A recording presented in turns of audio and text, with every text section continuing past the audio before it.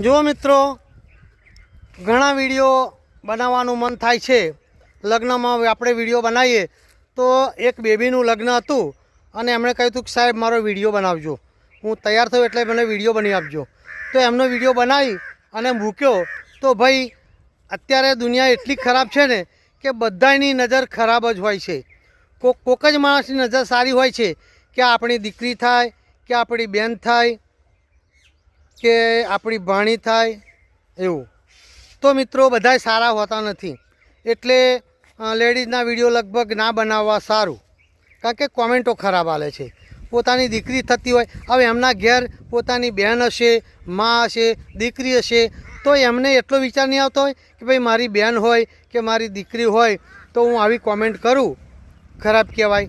તમારી બેન દીકરીનું લગ્ન થતું હોય અને એનો વિડીયો મૂક્યો હોય અને કોઈક ખરાબ કોમેન્ટ કરે કે આને તો આ તો મસાલા ખાય છે ને, આને તો બહુ મેકઅપ કરી દીધો છે ને, આ તો કારી દેખાય છે ને, આને ધોરી કરવા મેકઅપ કર્યો છે ને.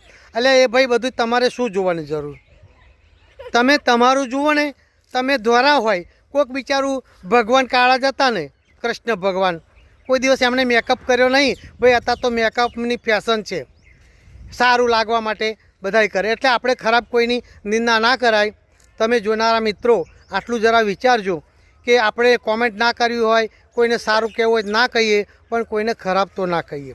કોઈને ખોટું લાગે મિત્રો, કારણ કે દુનિયામાં બધાય કોઈ સરખા હોતા નથી. કોઈક અપંગ હોય, કોઈક કાળું હોય, કોઈક બાળું હોય, કોઈક લીલું હોય, કોઈક લંગડું હોય. આ દરેક પ્રકારના માણસ હોય. એટલે અત્યારે એવું છે મિત્રો કે ભગવાન જે પ્રમાણે રાખે, જીવન આપ્યું હોય એ તો જીવવું જ પડે. કંઈ થોડા મરી જવાના છે. કાળા હોય ચાલો હું કરું, હું ખાઈને મરી જાઉં, ગોળીઓ ખાઈને મરી જાઉં, કે હું લંગડો ચાલો. ભાઈ એને જીવવાની ઈચ્છા હોય છે, એને દુનિયા જોવાની ઈચ્છા હોય છે. એટલે મિત્રો લાઈક કરો, કોમેન્ટ કરો તો સારી કરજો, નહીં તો કરશો જ નહીં. નહીં તો મારે પછી કોમેન્ટનું ખાનું કાઢું નાખવું પડે, કારણ કે ખરાબ કહેવાય. ચાલો આવજો મિત્રો.